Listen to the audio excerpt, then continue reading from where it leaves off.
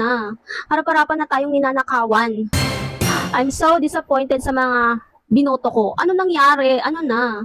Harap-harapan na tayong ninanakawan. Dumating na bang bill nyo? Dumating na bang bill nyo sa kuryente? This month. Ngayon pa lang namin ramdam ha. Ngayon pa lang namin ramdam. Pero last month, ang dami ko nang nakikita mga nagpo-post na mga double, triple, tumaas ang kanilang bill sa kuryente. Pero why naman? Alam mo yon, wala naman kaming wala kaming aircon, hindi kami nagwa-washing. Ang gamit lang namin is dalawang electric fan, yung isa magdamag, tapos yung isa lang yung ginagamit namin sa araw. Bali, dalawa yung ginagamit namin sa araw, pero papatay-patay lang siya kasi syempre lumalabas naman, di ba? Pero yung isa lang talaga yung magdamag na electric fan namin. Then, meron kaming 3 ilaw, syempre after gamitin, pinapatay na, di ba?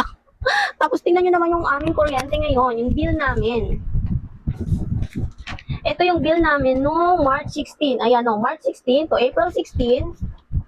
376 lang last month. Anong nangyari?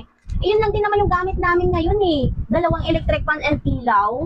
Tapos ngayon, April 16 to May 16. Ha? Ngayon, kararating lang. Kaya, na-stress ako ngayon. Yun lang din naman yung gamit namin. Tingnan nyo naman, yung bill namin ngayon, 786. What? Harap-harapan tayong ninanakawan. Ano ba yan? Alam mo yung, hindi mo ma-imagine na yung pinagpaguran mo, tapos ibabayad mo ng, hindi mo naman ginamit yun eh. Ano pa yan? Diba? Imbis na, pambili mo na lang ipandagdag sa bigas, ipandagdag sa ulam, ibabayad mo pa ng kuryente, paano na? Diba? Tapos, kukunti lang yung gamit mo, wala ka namang aircon, wala kang washing. Tingnan mo naman, 786. Wala naman kaming dinagdag na gamit eh. Yun lang din. Mas mainit pa nga nung March to April eh, kesa ngayong May, medyo lumalamig na siya kasi nga magtatag-ulan na. Hello! Grabe diba? Mag-comment naman kayo dyan, mag-post din kayo dyan sa video ko kung magkano yung bill nyo.